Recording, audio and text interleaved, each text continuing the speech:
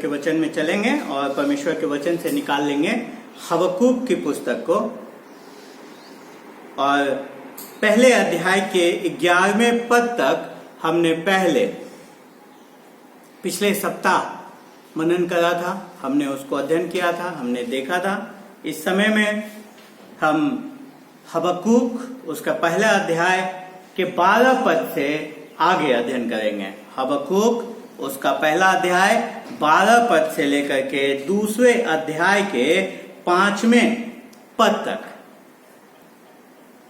और अगर हम सब ने निकाल लिया है तो आइए परमेश्वर के वचन के पढ़े जाने के आदर में हम अपने स्थानों पे खड़े हो जाएंगे और पढ़ेंगे हबक्कूक पहला अध्याय 12 पद से दूसरा अध्याय 5 पद तक। ये परमेश्वर का वचन है और परमेश्वर के वचन में इस प्रकार से लिखा है।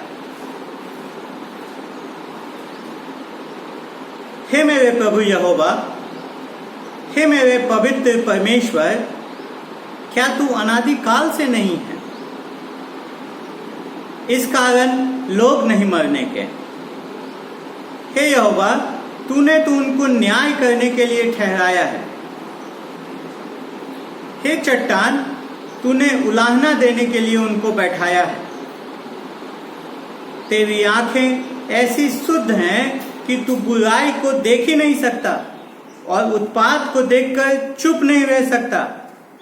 फिर तू विश्वासघातियों को क्यों देखता रहता? और जब दुष्ट निर्दोष को निगल जाता है तब तू क्यों चुप रहता है?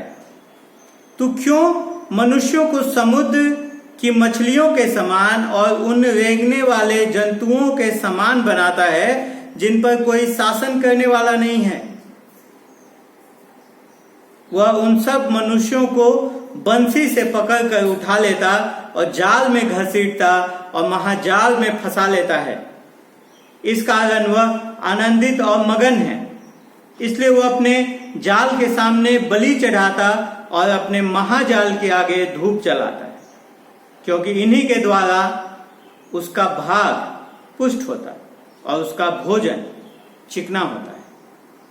परंतु क्या वह जाल को खाली करने और जाति जाति के लोगों को लगातार निर्दयता से घात करने से हाथ न रोकेगा? मैं अपने पहरे पर खड़ा रहूंगा और गुम्मट पर चढ़कर ठहरा रहूंगा और ताकता रहूंगा कि मुझसे वह क्या कहेगा। मैं अपने दिए हुए उलाहने के विषय क्या उत्तर दूं? यहोवा ने मुझसे कहा, दर्शन की बातें लिख दे, वरन पटियों पर साफ साफ लिख दे कि दौड़ते हुए भी वे सेहत से पढ़ी जाएं, क्योंकि इस दर्शन की बात नियत समय में पूरी होने वाली है। वरन इसके पूरे होने का समय वेग से आता है। इसमें धोखा न होगा। चाहे इसमें विलंब भी हो तो भी उसकी बाट जोहते रहना, क्योंकि वह निश्चय पूरी होगी और उसमें देर न होगी। देख, उसका मन फूला हुआ है, उसका मन सीधा नहीं, परंतु धर्मी अपने विश्वास के द्वारा जीवित रहेगा। दाख मधु से धोखा होता है। अहंकारी पुरुष घर में नहीं रहता और उसकी लालसा अधोलोक के समान पूरी नहीं होती और मृत्यु के समान उसका पेट नहीं भरता। वह सब जातियों को अपने पास खींच लेता और सब देश के लोगों को अपने पास इकट्ठे कर रखता है। ये परमेश्वर का वचन है। हम सब अपने स्थानों पर बैठ जाएंगे। आइए, इससे पहले कि हम इस वचन पे मनन करें, इसके अध्ययन में जाएं, हम परमेश्वर से इसके समझ के लिए सहायता मांगे। पिताजी, हम धन्यवाद देते हैं आपको, आपके वचन के लिए धन्यवाद देते हैं प्रभु कि आपने हमारे जीवन के हर परिस्थितियों के लिए अपने वचन को लिखवाया है अपने पवित्र आत्मा के प्रेरणा से, ताकि परमेश्वर वो वचन हमें उत्साहित कर सके, प्रोत्साहित कर सके और जीवन के हर परिस्थिति में आपके उद्देश्य को, आपकी योजना को हमारे सामने प्रकट करने वाला हो सके। प्रभु जी, आपके तरीकों को हमारे सामने प्रकट करने वाला हो सके, ताकि हम जो आपके रूप और आपकी समानता में रचे गए थे, पर जिस रूप और जिस समानता को हमने पाप के वजह से खो दिया था, प्रभु जी, उस रूप, उस बातों को, उन उद्देश्यों को समझ सके और प्रभु जी उसी रूप, उसी समानता में आगे बढ़ने वाले हो सके। होने दे परमेश्वर कि इस आज के वचन के द्वारा प्रभु जी हम आपके पुत्र प्रभु यीशु मसीह की समानता में एक कदम आगे बढ़ने वाले हो सके। इस वचन के समझ के लिए प्रभु जी हम सबको आप बुद्धि दें और होने दे हमारे हृदय को तैयार करें कि ये वचन हमारे हृदय में लिखा जा सके और प्रभु जी उसके द्वारा फल उत्पन्न करने वाला हो सके, यीशु के नाम से आमीन। जीवन में जब कठिन संकट आता है, कई बार जीवन में जब दुख, तकलीफ, मुसीबत से हम गुजर रहे होते हैं तो हम जीवन के मायने को ही भूल जाते हैं। जीवन हमें अर्थहीन लगने लगता है। और अगर आगे इसको लेकर के देखें और गहराई में, तो कई बार हमारे जीवन में ऐसी परिस्थितियां उत्पन्न हो जाती हैं जहां परमेश्वर का कोई मायने नहीं होता, परमेश्वर के शब्दों का कोई मायने नहीं होता, परमेश्वर ही हमें अर्थहीन लगने लगता है, परमेश्वर का कोई वजूद हमारे जीवन में दिखाई नहीं दे रहा होता है। खास करके कई बार ऐसी समस्याएं हमारे जीवन में आती हैं। क्या आप इस प्रकार के समस्याओं से संघर्ष करते हैं जब आप देखते हैं कि गरीब और गरीब होते जा रहे हैं और अमीर और अमीर? क्या आप कभी पूछते हैं कि ऐसा क्यों? क्या जब आप एक धर्मी व्यक्ति को दुख उठाते देखते हैं और अधर्मी व्यक्ति को उन्नति करते देखते हैं, विकास करते देखते हैं, तो क्या आपके जीवन में ऐसे प्रश्न उठते हैं कि ऐसा क्यों एक धर्मी व्यक्ति दुख उठा रहा है और अधर्मी व्यक्ति उन्नति कर रहा है? क्यों एक व्यक्ति जो ईमानदारी से नौकरी कर रहा है उसके हाथों से उसकी नौकरी चली जाती है, पर एक व्यक्ति जो धोखा देने वाला है, जो वफादार नहीं है, वो अपने नौकरी में उन्नति कर रहा होता है? क्यों इस प्रकार की चीजें, इस प्रकार की घटनाएं जीवन में होती हैं? क्यों इस संसार में इस प्रकार की घटनाएं होती हैं? और सबसे बड़ी, क्यों परमेश्वर इन घटनाओं को होने देता है? क्या परमेश्वर को अब धर्मियों की कोई चिंता नहीं? हबक्कुक भविष्यद्वक्ता जो था वो इसी प्रकार के समस्याओं से, इसी प्रकार के तर्क वितर्क से वो जूझ रहा था। वो इसी सवाल को बार बार कर रहा था कि कैसे परमेश्वर, एक पवित्र परमेश्वर, कैसे कसदियों जैसे अपवित्र, अशुद्ध लोगों को, निर्दयी लोगों का इस्तेमाल करने जा रहा है यहूदा को, इस्राएल को अनुशासित करने के लिए, जो परमेश्वर के चुने हुए लोग हैं। और इसीलिए अपने जब वो उसको चीजें समझ में नहीं आ रही है तो वो इसी चीज को बोल रहा है, क्या परमेश्वर को अब कोई चिंता भी है? क्या परमेश्वर जानता भी है कि वो क्या कर रहा है? पिछले सप्ताह हमने इसके पृष्ठभूमि को देखा था कि कैसे जो भविष्यद्वक्ता हबक्कुक है उसने अपने जीवन काल में यहूदा को सुधरते हुए देखा है, उसको बुलंदियों पे जाते हुए देखा है, आर्थिक रूप से, नैतिक रूप से, धार्मिक रूप से, आत्मिक रूप से, हर प्रकार से वो उन्नति करते हुए देखा है योशिया राजा के समय में। और लेकिन उसी यहूदा को उसने योआकीम के समय में नरक में, गर्त में जाते हुए भी देखा है, जहां चारों तरफ से आत्मिक रूप से पतन हो रहा है, राजनीतिक रूप से पतन हो रहा है, और वो ऐसे स्थिति में परमेश्वर से गुहार लगा रहा है कि क्या परमेश्वर यहूदा और उसके लोगों की इस दशा को देख नहीं रहा? और वो सोच रहा था कि क्यों परमेश्वर शांत है, क्यों वो कुछ उत्तर नहीं दे रहा है। उसने परमेश्वर से शिकायत करी। पहले अध्याय में हमने इन बातों को देखा था और हम देखते हैं कि परमेश्वर ने उसका उत्तर दिया पहले अध्याय के 5वें पद से। और परमेश्वर ने कहा कि नहीं, वो शांत नहीं है, वो यहूदा पे अपने न्याय को लेकर के आने वाला है। उसने बाबुल को, उसने कसदियों को तैयार खड़ा कर दिया है कि वो आकर के यहूदा को अनुशासित करे।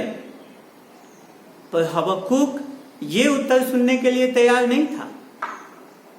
वो कुछ और उत्तर सुनना चाहता था। वो चाहता था कि परमेश्वर एक आत्मिक बेदावी को, जैसे योशिय्याह राजा के समय में परमेश्वर बेदावी को लेकर के आया था, जिसने काफी धार्मिक और आत्मिक पुनरावृत्तियां कराई हैं, वैसे ही जागृति को लेकर के वो मांग कर रहा था परमेश्वर से कि परमेश्वर कुछ ऐसा करे कि उसी प्रकार की आत्मिक जागृति आए।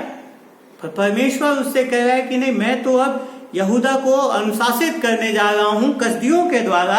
और जैसे ही हबक्कूक ने इस शब्द को परमेश्वर के मुख से सुना, वो और ज्यादा भ्रमित हो गया और उसके हृदय में और गहरे परमेश्वर को लेकर के सवाल उत्पन्न हो गए। और वो सोचने लगा कि कैसे पवित्र परमेश्वर इस अपवित्र कसदियों का इस्तेमाल करेगा, एक पवित्र देश को, जो उनसे ज्यादा पवित्र देश है, उस देश का न्याय करने के लिए, उनको सही करने के लिए। हम देखते हैं कि परमेश्वर ने जो हबक्कूक के पहली शिकायत का उत्तर दिया, उसने हबक्कूक को फिर से परमेश्वर के सामने शिकायत को लेकर के आने का अवसर दे दिया। हबक्कूक एक बार फिर से परमेश्वर के सामने अपनी शिकायत को लेकर के आ रहा है। क्यों? क्योंकि परमेश्वर के शब्दों का उसको कोई मायने नजर नहीं आ रहा है। परमेश्वर उसको अर्थहीन लग रहा है, जो कि हमारे आज के संदेश का शीर्षक भी है कि जब परमेश्वर आपको अर्थहीन लगने लगे, जब परमेश्वर के शब्द आपको अर्थहीन लगने लगे, जब God didn't make sense।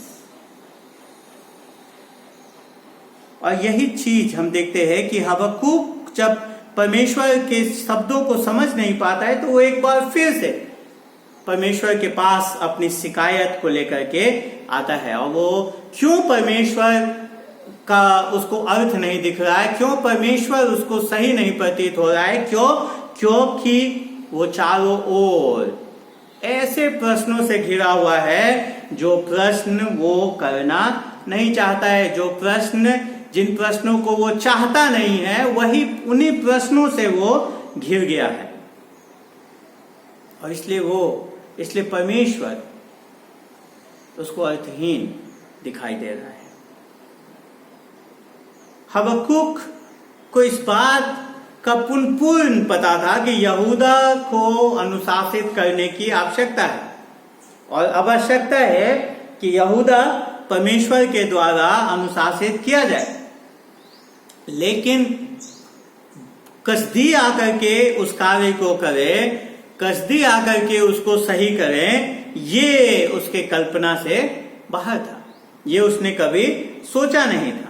आप देखिए कि कैसे हबक्कूक, जब हम इन पदों को पढ़ते हैं तो हम देखते हैं हबक्कूक का जो कहने का ढंग है, जो उसका लय है, जो उसकी बातें हैं, वो कैसे बदल जाती है। वो चौथे पद में जिस यहूदा को दुष्ट कह रहा था, उसी यहूदा के बारे में अब वो बात कर रहा है कि वो तो कसदियों से ज्यादा धर्मी है, दुष्ट कसदियों से ज्यादा धर्मी है। यहाँ पे हबक्कूक परमेश्वर से सहमत नहीं हो पा रहा है, जो परमेश्वर करने जा रहा है उससे सहमत नहीं हो पा रहा है। और हबक्कूक उससे कह रहा है परमेश्वर से एक प्रकार से कि आप कैसे ऐसा कर सकते हैं, कैसे आप इस कार्य को होने दे सकते हैं, कैसे आप कसदियों का इस्तेमाल कर सकते हैं। वो परमेश्वर से कहता है तेरी आंखें ऐसी शुद्ध है कि तू बुराई को देख ही नहीं सकता।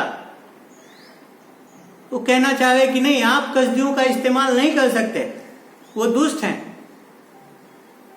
और उसको लग रहा था कि परमेश्वर यहाँ पे शायद अपने आप को गलत ठहरा रहा है ऐसा कर करके। वो कह रहा है कि तेरी आंखें ऐसी शुद्ध है कि तू बुराई को देख नहीं सकता। हबक्कूक यहाँ पे उसी काम को कर रहा है जो काम करने के लिए हम सब प्रलोभित होते हैं अपने जीवन में। हम सब परमेश्वर के वचन से एक सच्चाई को उठा लेते हैं और उसको इस प्रकार से लागू कर देते हैं, या उस प्रकार से लागू करने के लिए प्रलोभित होते रहते हैं जिसका कि कोई अर्थ नहीं होता। जैसा कि परमेश्वर जिसके लिए उसको कहा नहीं होता है, हम उस प्रकार से उस सत्य को तोड़ मरोड़ करके साबित करने की कोशिश कर रहे होते हैं। और यहाँ पे वही चीज हो रहा है। हबक्कूक कह रहा है कि तेरी आंखें ऐसी शुद्ध है कि तू बुराई को देख नहीं सकता। क्या ये सत्य है? हाँ, बिल्कुल सत्य है। लेकिन इस सत्य से जो हबक्कूक इसका लागूकरण निकाल के ला रहा है वो गलत है। हबक्कूक कह रहा है कि परमेश्वर की आंखें शुद्ध है, वो बुराई को देख भी नहीं सकता। इसका मतलब है कि परमेश्वर अपने उद्देश्यों को पूरा करने के लिए लोगों के बुराई का इस्तेमाल भी नहीं कर सकता। क्या ये सच है? नहीं, ये सच नहीं है। क्या परमेश्वर हमेशा दुष्ट लोगों को तुरंत मार देता है? क्या परमेश्वर हर दुष्ट को उसी समय में खत्म कर देता है? क्या परमेश्वर दुष्टता का हमेशा प्रतिरोध करता है इस प्रकार से तुरंत? नहीं।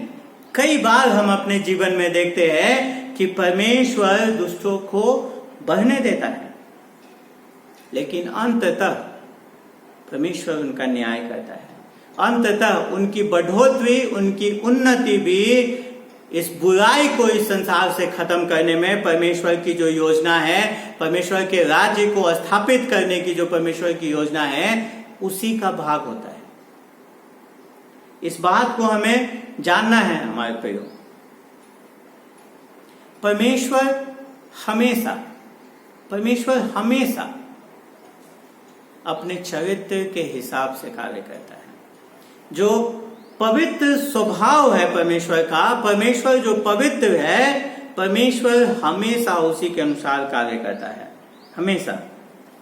लेकिन कई बार वो जो चुनता है कार्य करने के तरीकों को, वो तरीके हमारी समझ से बाहर हो जाते हैं। और परमेश्वर ने अपने वचन में यशाया नबी के 55 अध्याय उसके 9वें पद में इस बात को कहा है, पहले से बताया है कि जैसे स्वर्ग पृथ्वी से ऊंचा है, उसी प्रकार से परमेश्वर के मार्ग, परमेश्वर के सोच हमारी सोच से अलग है। परमेश्वर की सोच हमारी सोच से ऊंचे हैं। परमेश्वर के विचार हमारे विचार से ऊंचे हैं। कई बार परमेश्वर के तौर तरीके हमारे कल्पना से परे हो जाते हैं, हमारे सोच से, हमारे समझ से परे हो जाते हैं। लेकिन यहाँ पे जब हबक्कूक परमेश्वर से शिकायत कर रहा है, तो शायद हम सोचने लगे कि वो पूर्ण रूप से अविश्वास से भर गया है। क्यों? क्योंकि जब भी हमारे जीवन में दुख, तकलीफ, मुसीबत आता है, तो हम सोचने लगते हैं कि शायद परमेश्वर का कोई वजूद ही नहीं है, शायद परमेश्वर है ही नहीं, इसीलिए इस दुनिया में इतनी बुराइयां हैं, इसीलिए इस दुनिया में इतनी बीमारियां हैं, परमेश्वर का कोई अस्तित्व नहीं। लेकिन जब हबक्कूक शिकायत कर रहा है, तो उसकी शिकायत में ऐसा नहीं है। वो परमेश्वर पे भरोसा को तो खत्म नहीं कर रहा है, परमेश्वर पे जो उसका विश्वास है उसको खत्म नहीं कर रहा है, बल्कि उसकी शिकायत में भी हम देखते हैं कि उसका विश्वास सामने निकल करके आता है। वो 12वें पद में कहता है, हे मेरे प्रभु यहोवा, हे मेरे पवित्र परमेश्वर, क्या तू अनादिकाल से नहीं? वो परमेश्वर के चरित्रों पे बात कर रहा है, कह रहा है क्या तू अनादिकाल से नहीं? क्या तू हमेशा से नहीं? क्या तू वो यहोवा नहीं है जिसने हमसे वाचा बांधी है? क्या तू हमारा प्रभु नहीं है? क्या तू मेरा प्रभु नहीं है? क्या तू पवित्र नहीं है?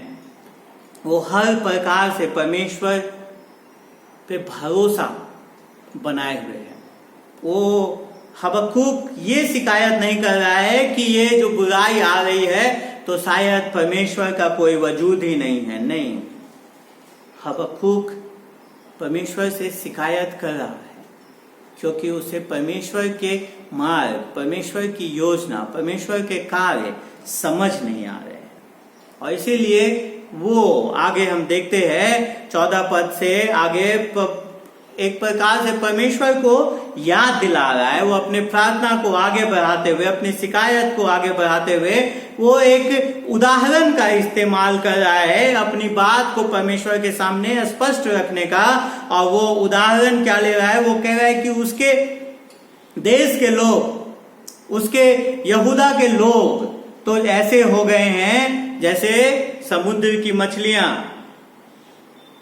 जो दिशाहीन हैं, वो चारों तरफ इधर उधर भाग रहे हैं बिना किसी दिशा के ज्ञान के, और क्योंकि परमेश्वर के मार्ग उनको समझ में नहीं आ रहे हैं, क्योंकि उनके ऊपर कोई शासन करने वाला नहीं है, उनके ऊपर कोई शासन करने वाला नहीं है। इसी चीज को वो 14वें पद में कहता है, और 15वें पद में जो कसदियों का राजा है, जो बाबुल देश का राजा है, उसको वो ऐसे तुलना कर रहा है जैसे वो मछली पकड़ने वाला हो, जो आता है, जाल लगाता है, हुक बंसी डालता है और मछली को घसीटते हुए ले जाता है और अपने मछली के पकड़े जाने में आनंद मनाता है, क्योंकि उसका ये मछली पकड़ने का जाल, ये बंसी सिर्फ उसको जीवन को चलाने के लिए नहीं, वरन वही उसके ईश्वर हो जाते हैं।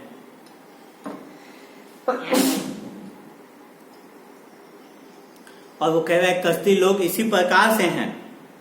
वो परमेश्वर को याद दिला रहा है कि वो बुरे हैं, वो दुष्ट हैं, वो निर्दयी हैं, वो अपने बंदी बनाए हुए लोगों के साथ वैसा बर्ताव करते हैं जैसा मछली पकड़ने वाला अपनी पकड़ी हुई मछली के साथ करता है।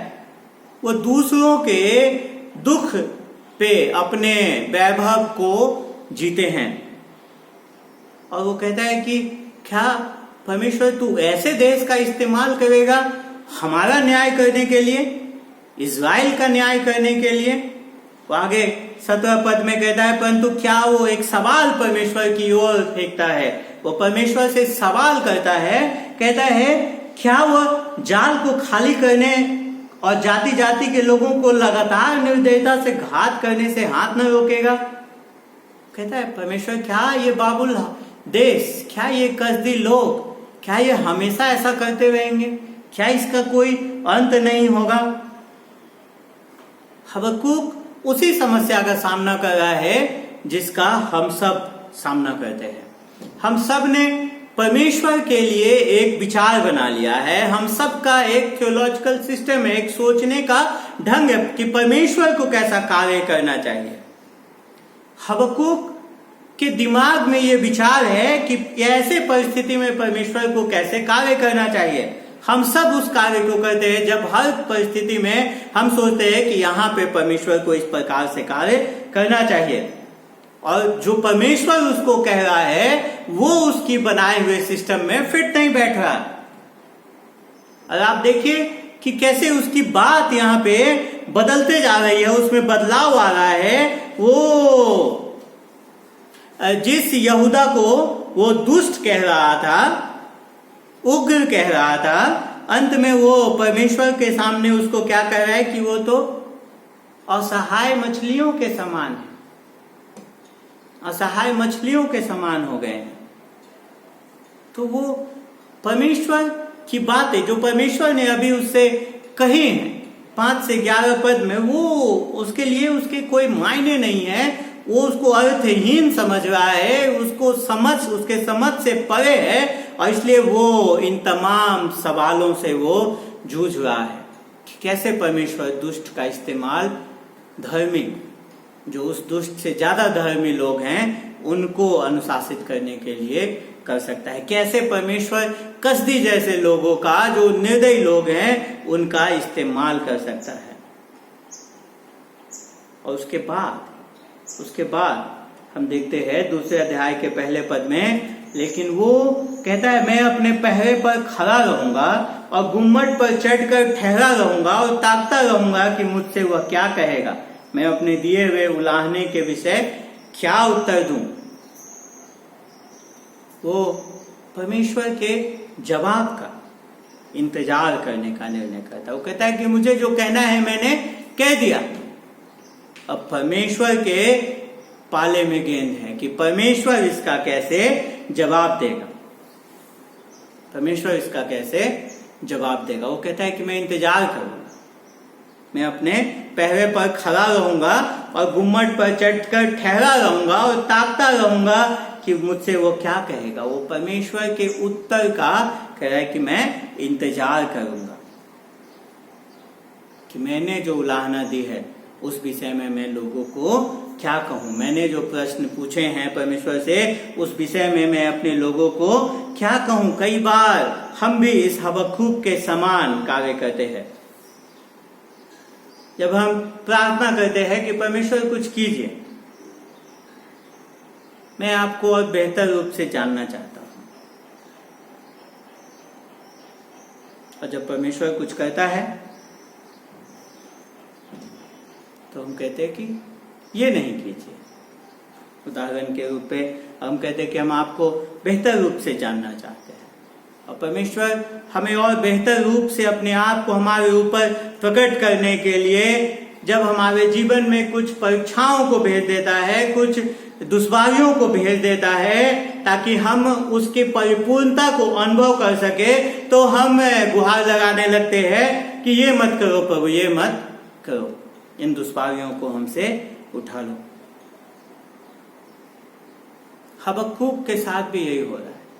हबक्कूक ने एक प्रश्न किया परमेश्वर से यहूदा के स्थिति के बारे में, उसके नैतिक पतन के बारे में, उसके आत्मिक पतन के बारे में, और जब परमेश्वर ने उसे जवाब दिया कि हाँ मैं उसे अनुशासित करने जा रहा हूं कसदियों के द्वारा, तो वो बात उसे समझ में नहीं आई और वो कहने लगा नहीं प्रभु आप ये नहीं कर सकते, आप ये नहीं कर सकते।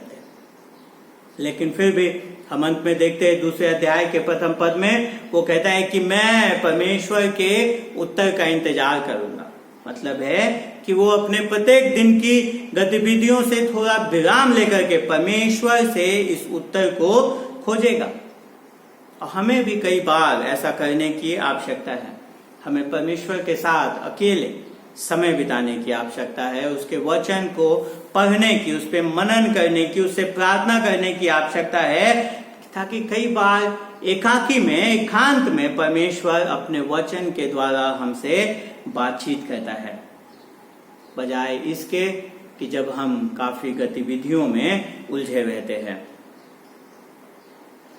लेकिन ऐसा प्रतीत होता है कि आजकल के समय में हमने इंतजार करने की जो कला है उसको खो दिया है।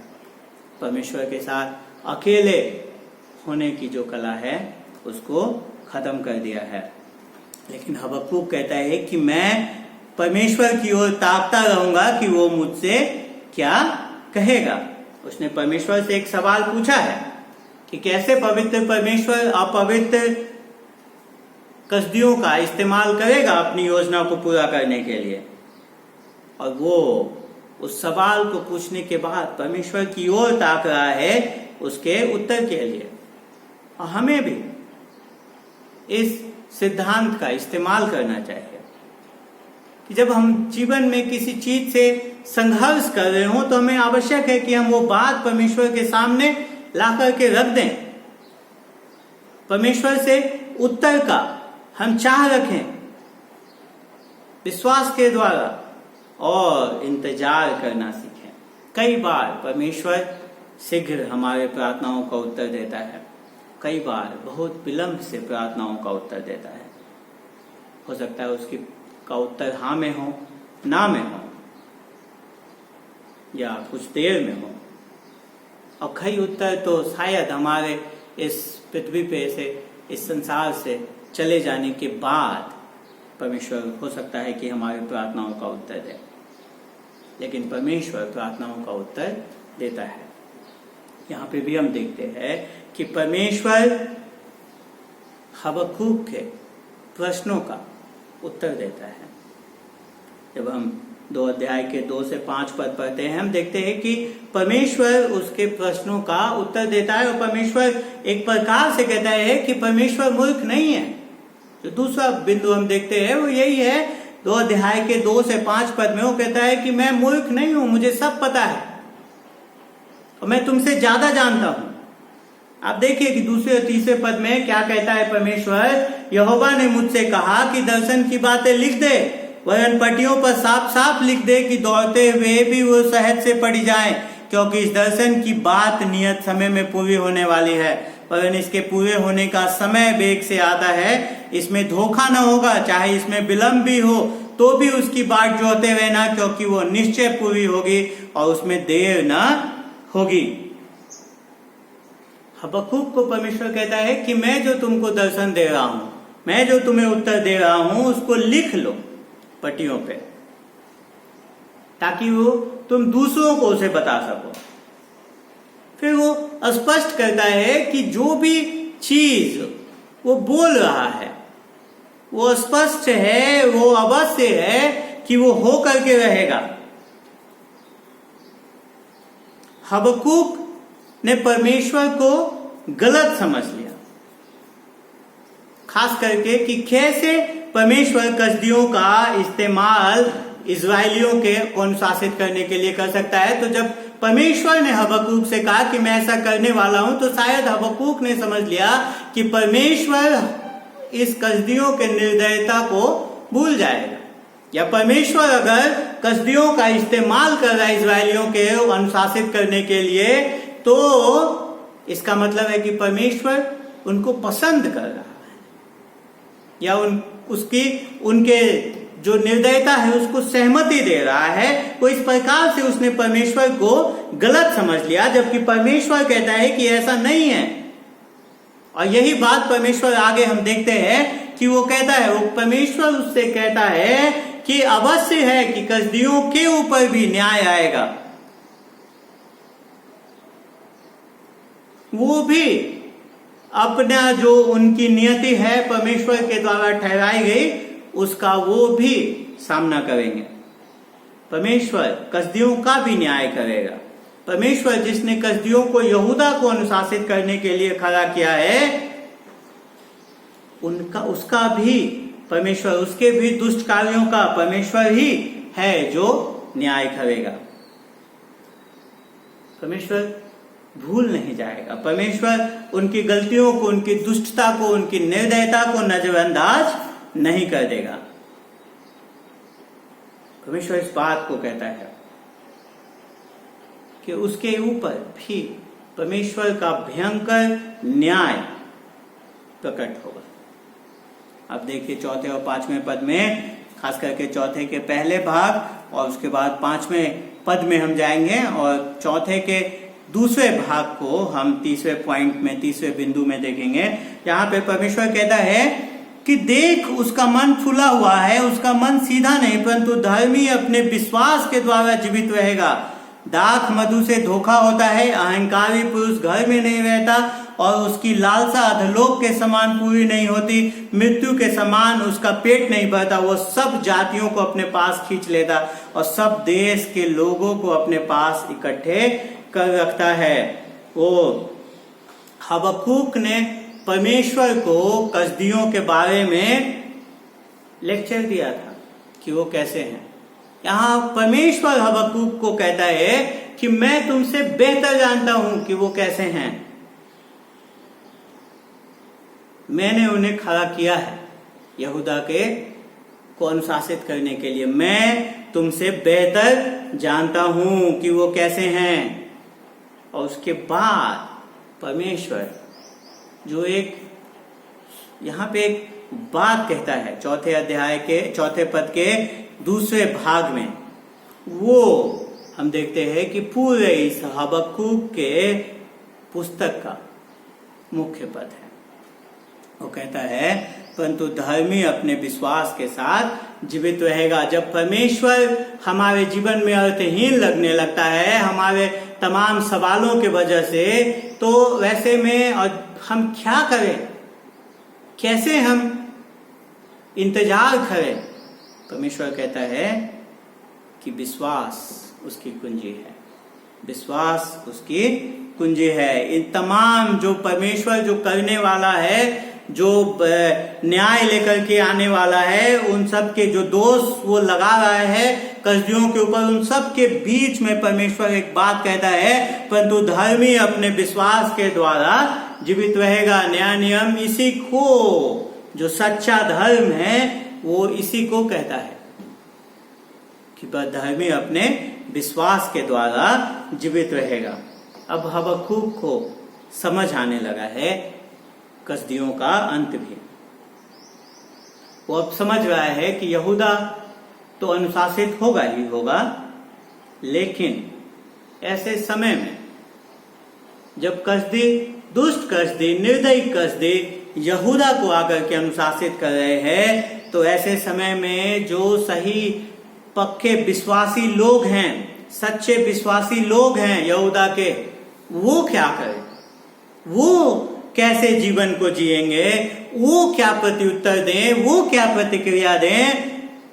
परमेश्वर भविष्यवक्ता को बोलता है कि धर्मी जन अपने विश्वास के द्वारा जीवित रहेगा। इससे कोई फर्क नहीं पड़ता कि कैसा संकट है, इससे कोई फर्क नहीं पड़ता कि कैसा अनुशासन हमारे जीवन में है, इससे कोई फर्क नहीं पड़ता कि कितना दुख से होकर के हम गुजर रहे हैं, कितने दुष्टता से होकर के हम गुजर रहे हैं, कैसे दुष्ट लोग हमें और सता रहे हैं, इससे कोई फर्क नहीं पड़ता। जो धर्मी जन हैं वो अपने विश्वास से जीवित रहेंगे।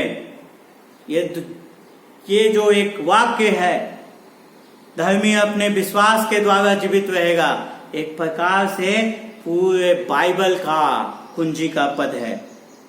अब देखिए नए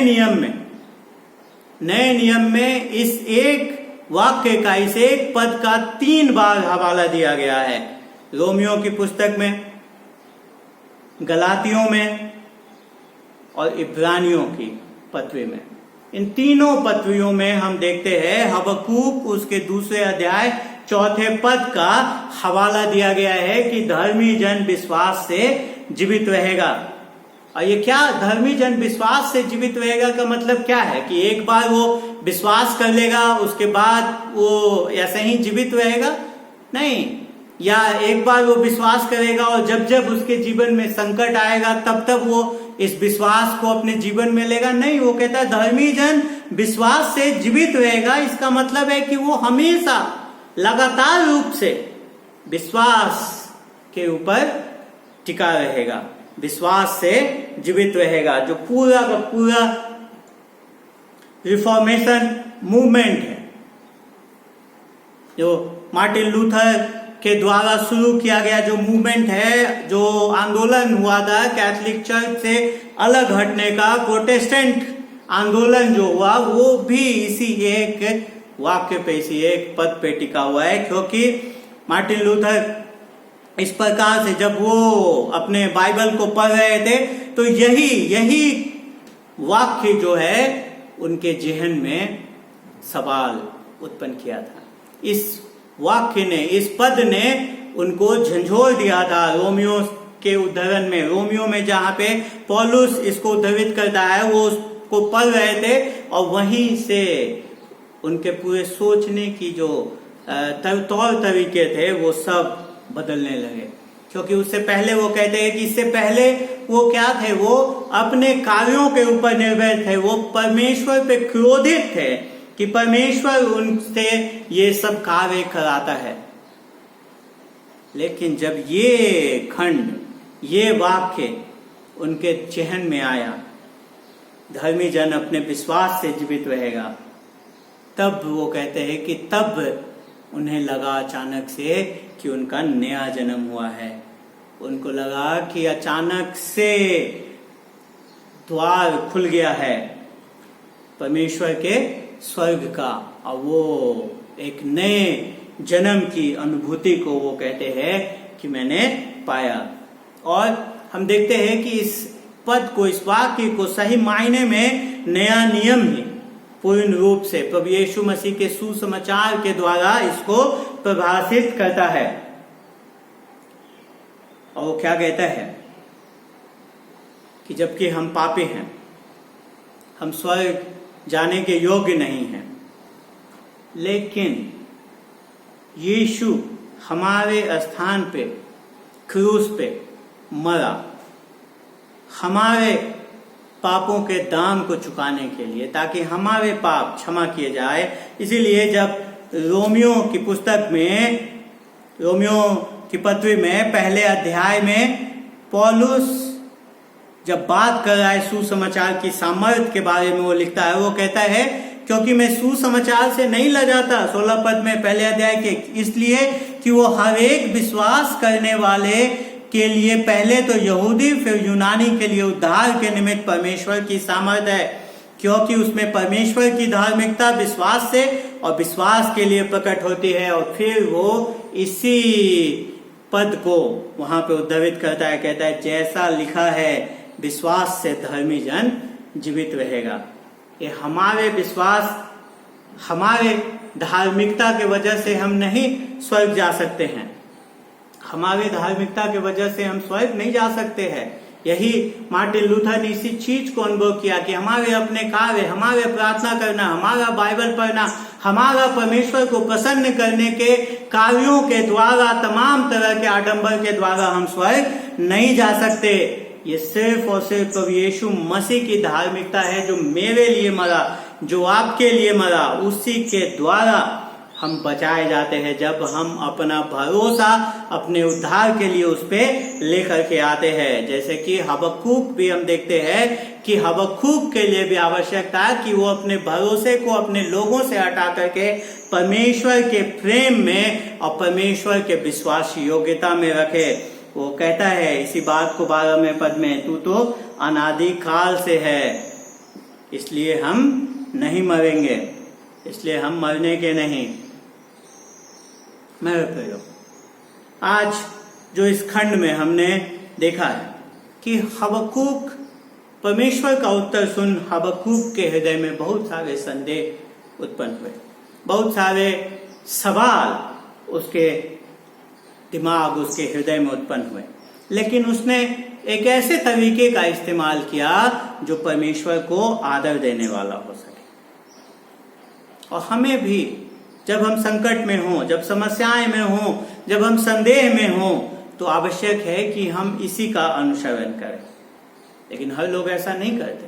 कई बार कलीसियाओं में लोग आते हैं, उनके जीवन में चीजें अच्छी होते रहती हैं, वो प्रभु को धन्यवाद देते हैं, सब कुछ करते हैं, लेकिन जैसे ही उनके जीवन में कुछ गलत हो जाता है, उनको लगने लगता है कि उनके जीवन में कुछ गलत हो गया है, कुछ कठिनाई आ गई है, वो अपने आप को कलीसिया आने से रोक लेते हैं। वो परमेश्वर पे क्रोधित हो जाते हैं। वो कहते हैं कि परमेश्वर को अब हमारी चिंता नहीं है, ये परमेश्वर हमारी चिंता नहीं करता। क्यों? क्योंकि उसने वो नहीं किया जो हम चाहते हैं वो हमारे साथ करे। लेकिन मेरे प्रियो, ये सही तरीका नहीं है। अगर हम किसी संदेह में हैं, किसी संकट में हैं, किसी समस्या में हैं, तो आवश्यक है कि हम अपने संदेह को परमेश्वर के सामने लेकर के आएं।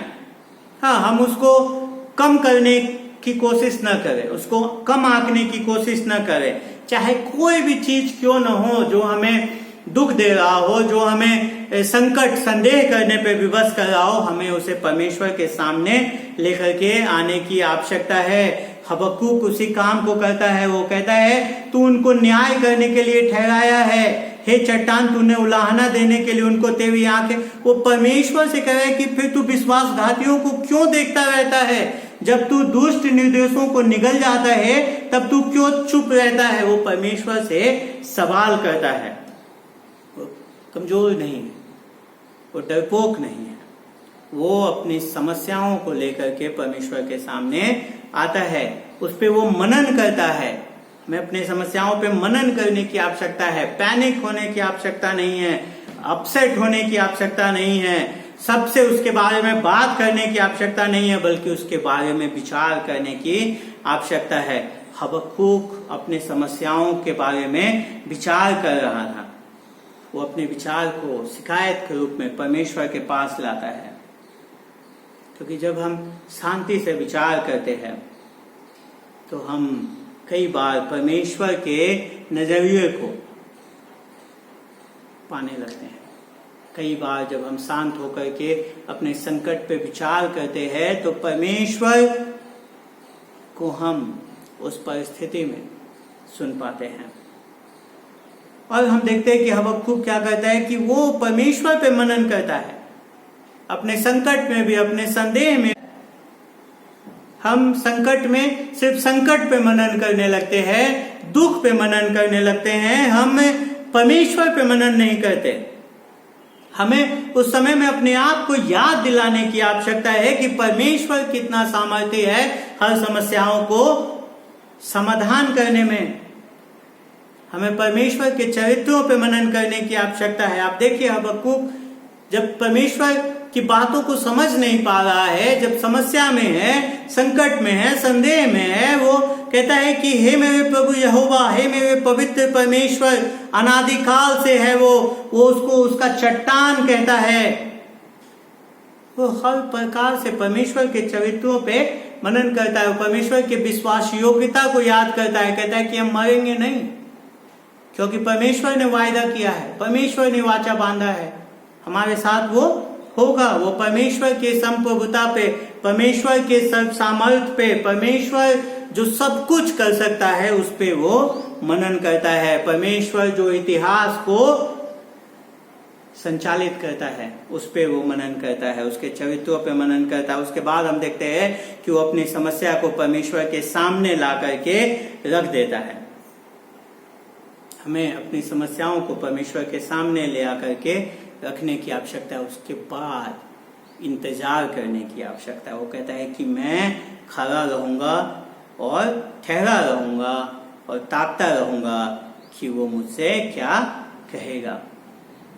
हबक्कुक धैर्य धर के परमेश्वर का इंतजार करता है अपनी शिकायत को कहने के बाद। हमें भी इंतजार करने की आवश्यकता है, क्योंकि परमेश्वर ही है जिसके पास हमारी समस्याओं का समाधान है। हमारे आत्मिक समस्याओं का, हर प्रकार की समस्याओं का समाधान सिर्फ और सिर्फ परमेश्वर के पास है। इसलिए हमें उसके पास ही समाधान के लिए जाने की आवश्यकता है।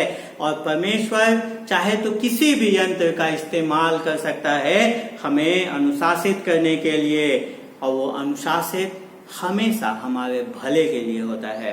परमेश्वर संप्रभु है और वो इतिहास के हर प्रकरण में वो हर चीज को नियंत्रित करता है। वही राज्य को खड़ा करता है और राज्य उसी की योजना को पूरा करते हैं। और ये अच्छा चीज है कि हम इस समय में इन सब बातों पे याद कर रहे हैं, इन सब को पढ़ रहे हैं, ताकि हम याद कर सके। जो खास करके जो चारों तरफ एक द्वंद्व है, देश देश में जो द्वंद्व चल रहा है, तो हम इन बातों को समझे कि वो सब चीज परमेश्वर के जो योजना है उन्हीं को पूरा करने के लिए है। परमेश्वर उन सब के द्वारा अपनी योजना को पूरा करने जा रहा है। और परमेश्वर न्याय है, वो अंततः अंतिम में पूरे विश्व के दुष्टता का न्याय करेगा। यहाँ तक कि जिसका उसने इस्तेमाल भी किया है दूसरों को के ऊपर न्याय लाने के लिए, उसके भी दुष्टता का इस्तेमाल करेगा। हमें इस बात को कभी नहीं भूलना है मेरे प्रियो। दुनिया में सिर्फ दो प्रकार के लोग हैं, सिर्फ और सिर्फ दो प्रकार के लोग। एक वो जो धर्मी है और एक वो जो धर्मी नहीं है। एक वो जो परमेश्वर के सामने जिनका, परमेश्वर के साथ जिनका संबंध अच्छा है, और दूसरे वो जिनका संबंध परमेश्वर के साथ अच्छा नहीं है। और दोनों में अंतर क्या है कि जो अधर्मी हैं वो अपने आप में भरोसा करते हैं, वो अपने कार्यों में भरोसा करते हैं, वो अपने ऊपर घमंड करते हैं, जैसा कि ये कसदी लोग। लेकिन जो धर्मी हैं वो अपने ऊपर नहीं वरन वो परमेश्वर पे भरोसा करते हैं। जब मेरा कहने का मतलब है, जब हम कहे परमेश्वर पे भरोसा करते हैं, तो वो परमेश्वर प्रभु यीशु मसीह के उस कार्य पे भरोसा करते हैं जो कार्य उसने क्रूस पे हमारे और आपके लिए किया, कि उसने हमारे पापों के खातिर उसने अपने जान को दिया। मेरे प्रियो, किसी भी समय में जो लोग हैं, या तो हम जो दिखते हैं उसके अनुसार जीवन जीते हैं, जो हम देखते हैं उसको समझते हैं, कुछ लोग उसी प्रकार से जीवन जीते हैं, वो जो दिखते हैं उसी अनुसार जीवन जीते हैं। लेकिन कुछ लोग उससे परे जीवन जीते हैं, वो सिर्फ आंखों से जो देख पाते हैं उसी पे नहीं केंद्रित होते, वरन वो विश्वास पे केंद्रित होते हैं। हम विश्वास के द्वारा बचाए गए हैं, विश्वास के द्वारा हमारा उद्धार हुआ है। जब हमने अपने भरोसे को अपने उद्धार के लिए प्रभु यीशु मसीह की धार्मिकता में रखा है, तब हमारा उद्धार हुआ है और हम धर्मी ठहरा दिए गए हैं।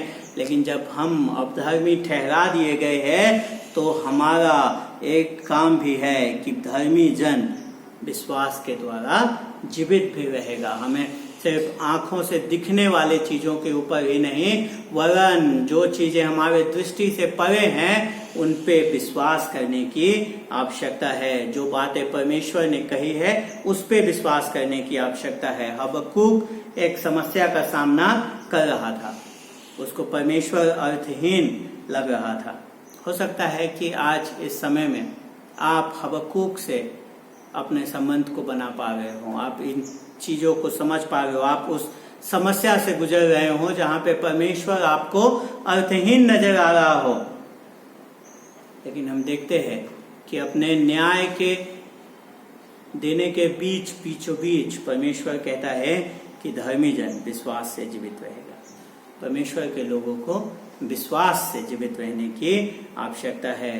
अगर उनके पास सब सवालों के उत्तर नहीं भी हैं तब भी उन्हें विश्वास से जीवित रहने की आवश्यकता है। परमेश्वर हम सबको आशीष दे। आइए हम प्रार्थना करें। पिताजी, हम धन्यवाद देते हैं आपको, आपके प्रेम के लिए, आपके दया, आपके अनुग्रह के लिए। धन्यवाद देते हैं आपके वचन के लिए जिसमें हमारे लिए प्रभु जी प्रोत्साहन है, जिसमें हमारे लिए आपके उद्देश्यों का प्रकटीकरण है प्रभु जी, जिसके द्वारा हम आपके उद्देश्य को समझ सकते हैं, आपके चरित्र को जान सकते हैं और प्रभु जी हर परिस्थिति में, हर संकट में, हर स्थिति में प्रभु जी आपकी योजना को समझ सकते हैं, आपकी इच्छा को जान पाते हैं, ताकि प्रभु जी हम अपनी इच्छाओं को आपकी इच्छाओं के अनुरूप लेकर के आने वाले हो सके। हम जानते हैं प्रभु कि यह हमारे अपने सामर्थ्य संभव नहीं है, सिर्फ और सिर्फ प्रभु यीशु मसीह में भरोसे के द्वारा हम आपकी इच्छा के से जुड़ सकते हैं, अपनी इच्छा को आपकी इच्छा के अनुसार जोड़ सकते हैं। विनती करते हैं प्रभु जी कि जब इस समय में हम कई चीज़ों को समझ नहीं पा रहे हैं, कई बुराइयों को, कई बीमारियों को, कई अपने दुश्वारियों को नहीं समझ पा रहे हैं, इस देश के, इस विश्व के संकट को नहीं समझ पा रहे हैं, तो प्रभु जी होने दें कि हम अपना भरोसा आप में रखने वाले हो सकें। हम जान सकें कि आप इन सब के द्वारा भी कुछ न कुछ बेहतर, कुछ न कुछ भला हम सब के लिए करने वाले हैं। सारी बातों को आपके हाथ में सौंपते हुए धन्यवाद के साथ प्रार्थना अपने उद्धारकर्ता, मुक्तिदाता प्रभु यीशु मसीह के नाम से मांगते हैं।